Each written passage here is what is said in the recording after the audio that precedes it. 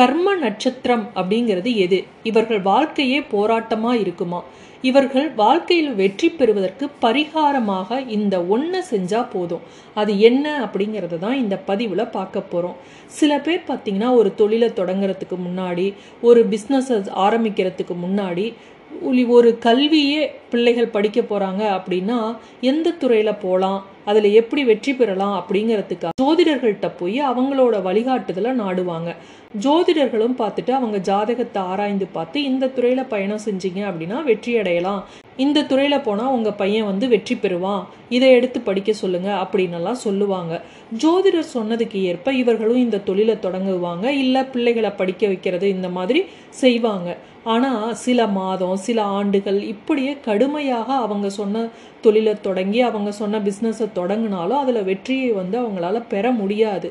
அதனால் அப்படியே மனசளவில் அவங்க அப்படியே சோர்வடைந்து ஜோதிடத்தின் மீது இருக்கக்கூடிய நம்பிக்கையே போயிடும். ஒரு அவநம்பிக்கையை ஏற்படுத்தி கொண்டு தங்களது உழைப்பை மட்டும் நம்பி இனிமேல் நம்ம உழைச்சாதான் நாம வெற்றி பெறலாம், இந்த மாதிரி ஜோதிடத்தெல்லாம் நம்புவது முட்டாள்தனம் அப்படின்னு வாழ்க்கையை நடத்தி செல்வார்கள்.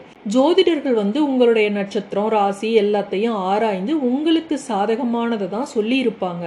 ஆனால் நீங்கள் பிறந்தது கர்ம நட்சத்திரமாக இருந்தது அப்படின்னா நீங்கள் எவ்வளவுதான் வாழ்க்கையில் போராடினாலும் வெற்றி அப்படிங்கிறது ரொம்ப குறைந்தபட்ச அளவுக்கு தான் கிடைக்கும். ஏன்னா உங்களது வெற்றியை நீங்கள் பிறந்த கர்ம நட்சத்திரம் தாமதப்படுத்துது.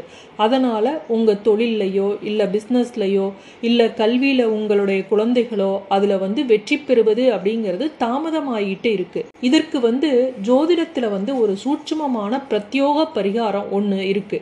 அதை நம்ம செஞ்சாவே போதும். அது என்ன அப்படிங்கிறத தெரிஞ்சுக்கலாம். ஒவ்வொரு ராசியிலையுமே ஒரு நட்சத்திரம் கர்ம நட்சத்திரம் அப்படின்னு சொல்லுவாங்க. ஒரே ஒரு ராசியில மட்டும் அந்த 3 நட்சத்திரமுமே கர்ம நட்சத்திரமா இருக்கும்.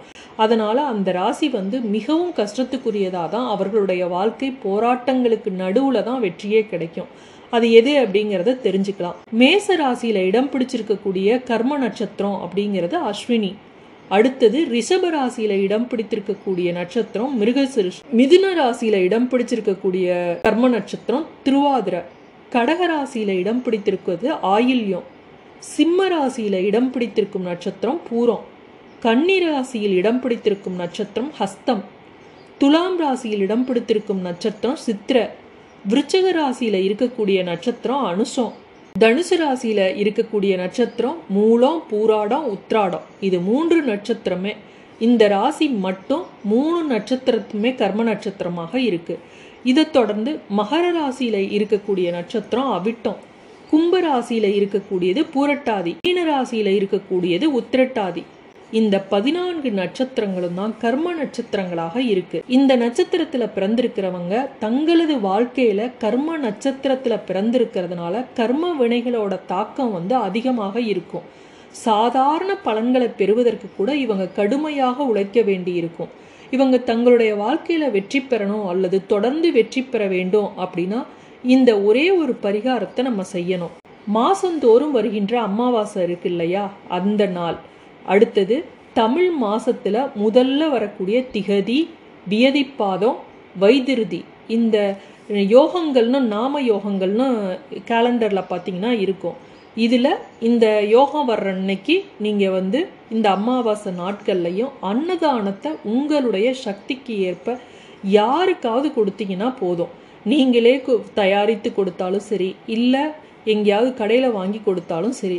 அடுத்தது பச்சரிசி மாவும் வெல்லமும் வாங்கி அதை ஒன்றாக கலந்து வீட்டுக்கு பக்கத்தில் இருக்கக்கூடிய வேப்ப மரம் இருக்கு இல்லையா, அதுக்கு அடியில் போடுங்க. அதை எறும்புகள் உணவாக எடுக்கும்போது உங்களுடைய கர்ம வினையானது குறைய தொடங்கும். இப்படி நம்ம செய்யறதுனால உங்களுடைய கர்ம நட்சத்திரத்திற்கான கடந்த ஜென்ம கர்ம வினைகள் குறைந்து கொண்டு இந்த ஜென்மத்தில் உங்களுக்கு கிடைக்க வேண்டிய பலாபலன்கள் தொடர்ந்து கிடைக்கும். மீண்டும் அடுத்த காணொளியில் சந்திக்கும் வரை நன்றி, வணக்கம்.